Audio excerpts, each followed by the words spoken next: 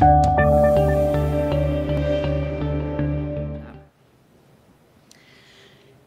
utopian idea of Lemuria is an imaginary submerged landscape hugging the shorelines between Australia and India. Originating in the 19th century, this hypothetical lost land, or sunken continent, was invoked in the public imagination for new worlds. Mariners' tales, philosophical speculations, theosophical thoughts yielded lost continents. Lemuria first came into view as an attempt at explaining a zoological puzzle, the pattern of distribution of the lemur family of primates in the region from Indonesia to Africa. While the history and preoccupation with Lemuria is fascinating, we are using this concept tonight as a framework for us to consider the cultural traffic between Australia and India and the Asia-Pacific region more broadly. Many of us who occupy spaces within the arts hug the shorelines of landmasses of cultures. We recognise that something, a family likeness perhaps, an eccentric sense of kinship of our practices, the broad features of common questions and concerns hint at some kind of extended lineage that we can draw from. These include the histories of communication that we have inherited and the questions that our social, cultural and political milieus confront us with. So how can we navigate the shorelines of all our practices? The rubric of Lemuria might offer some insights as to what reciprocal and inclusive paradigms can be deployed for working between Australia and India. How can Lemuria, this fiction of location, offer a unique vantage on the question of place, locality and cultural entanglement? But I wondered if any of you had any comments about language, perhaps starting with you, Jitish, in terms of the way that you work with museums and think about your exhibitions in these kinds of public spaces. It's interesting you bring up language, because I think all four of us inhabit an idea of a nation that contains innumerable languages and dialects. And we would all have access to languages that are shared, and we all have access to languages that we can't share. And yet we share a common history of a shared nationhood, and a nationhood that was formed on basis of a choice of one language over another at the moment of the formation of the nation itself. So I think the notion of language as a rather complex terrain, I think would pretty much instruct all our thoughts and ideas.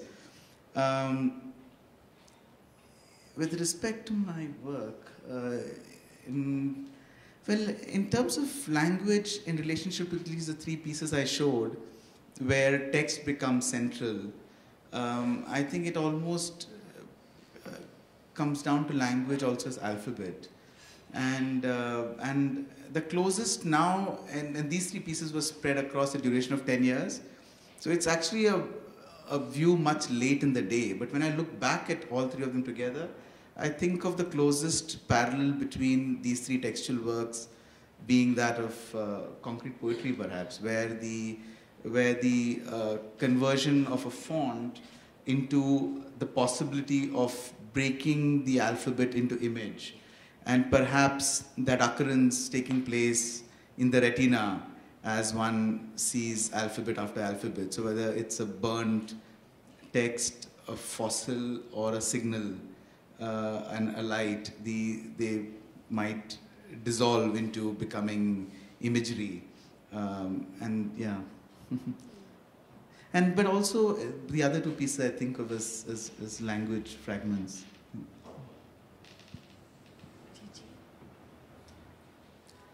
The Russian thing also, of course, links with Emily's work. Well, yeah, I mean, Russian thing, I'm not completely sure about that, but it could be translated from English to Malayalam. But one thing I'm very sure about it, one person who was a Malayali who speaks my language has been translated one of the Heidegger's test, the origin of a work of art, directly from German to Malayalam.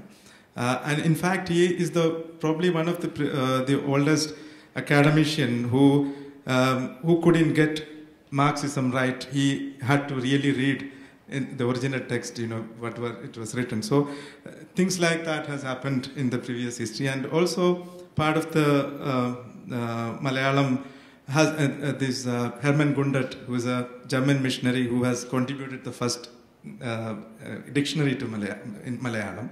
There are different areas of language. Even me myself, I could switch over thinking in different languages, perhaps at times. That I was in North India, I speak Hindi, but in Kerala I speak Malayalam, and overall in a conversation with the rest of the world would be in English. So there is a component of language aspects everywhere. In terms of the language in the work, I think it's very strong and intense and evident that I do cross over the language as a medium. And then of course it can shape, it could be literally translate one from the other at times, and it could also completely change to a new version of language has to be invented on the way when this translation take place. So it happens in many levels. So it's a complex issue, and obviously people would have different switching over phases in terms of when they talk, when they start talking about language. And especially in Delhi, there's a trend that if you start with a Punjabi going through Hindi and ending up in English, so a person who is a foreigner could never get what one person says. You'll be almost using 3 or 4 languages to make one sentence. So this is how I see language. I think there's a common perception amongst Australians that there is a common language in India, and I think Gigi, your experience of migrating to Delhi and having to learn Hindi. Most Australians would think Hindi was this kind of common language, but it's in fact not. It's not.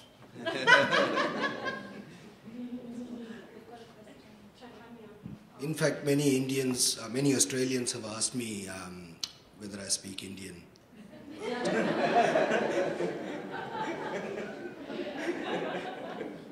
But it's true that we own English as an Indian language, and we have owned it for a long while.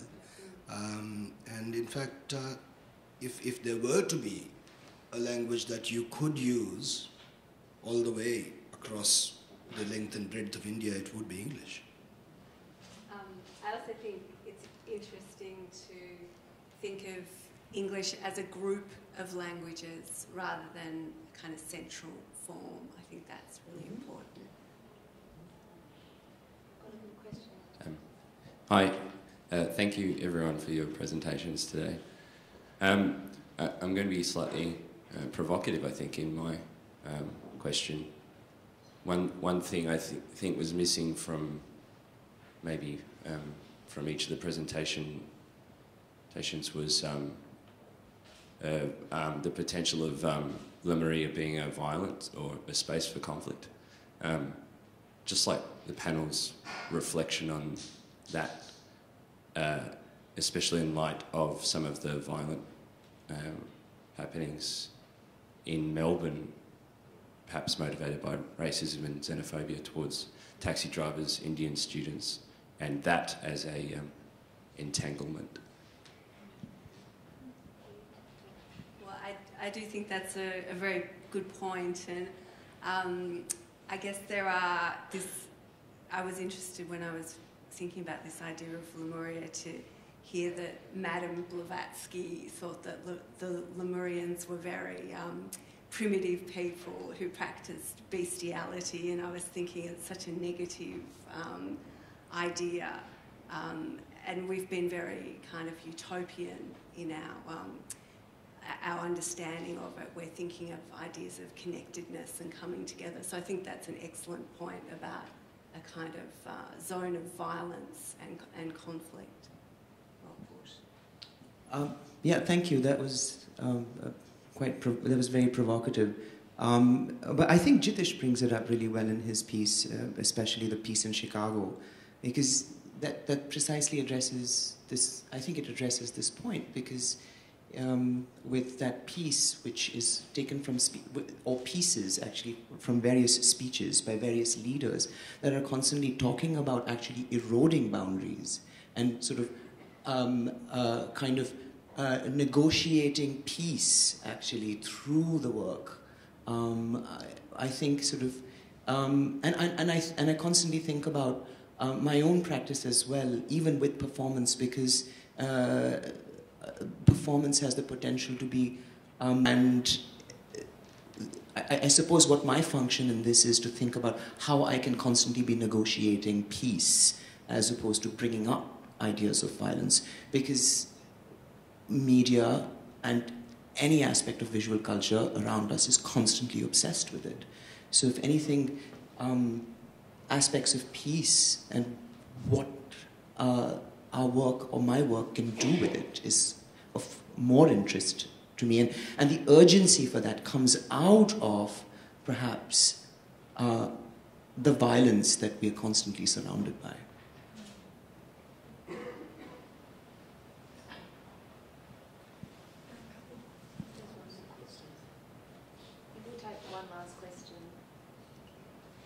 Thank you. This is a question for Nikhil. I wanted to know, because you do a lot of performative work, and I find your work very interesting. And you do a lot of work with costume and clothing and dress and identity, slipping into one identity out of another one. So when does that, from a sort of a personal perspective, when does this performance end and your real life start? So when you get dressed up in the morning, do you think about that as a performance? Do you think about clothing sort of as an everyday switching of identity? Does that relate to your performance art, or are they two separate things? They're almost not, but if I was not to separate the two things, I would go completely insane. I think for me it's really important to create that artificial time and space framework within which the work happens. So if I say that the performance starts at 9 o'clock, then from that very second where the hour and the minute hand go to 9 o'clock, I will enter that space, and I will use strategies to do that. One of them is the vow, like taking a vow of silence. So I need that objectivity and that separation from my everyday life. Otherwise, I just lose it. But I do think about it, getting up every day and thinking about the rituals of brushing teeth and wearing clothes and going to work or getting into my car or playing with my son as very performed, very ritualistic aspects of my life.